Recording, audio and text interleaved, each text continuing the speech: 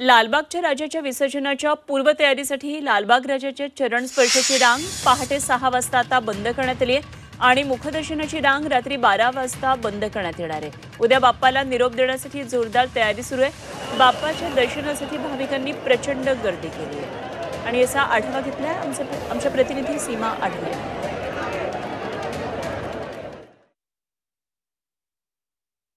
लालबागच्या राजाच्या राजेशाही विसर्जन मिरवणुकीच्या पूर्वतयारीसाठी लालबागच्या चरण स्पर्शाची रांग आज सकाळी 6 वाजता बंद करण्यात आलेली आहे, तर आज रात्री 12 वाजता मुखदर्शनाची रांग देखील बंद करण्यात येणार आहे।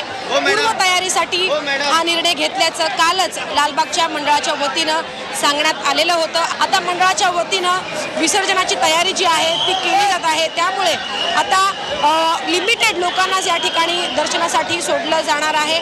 अगदी लालबागच्या परिसरामध्ये सुद्धा आपल्याला भक्तांची संख्या जी आहे ती कमी प्रमाणात बघायला मिळत आहे। कालच लालबागच्या मंडळाच्या वतीनं सूचना देण्यात आलेल्या होत्या की आज रांग जी आहे ती बंद केली जाणार आहे, त्यामुळे आता आपल्याला गर्दीमध्ये सुद्धा कमी प्रमाणात गर्दी जी आहे ती बघायला मिळत आहे।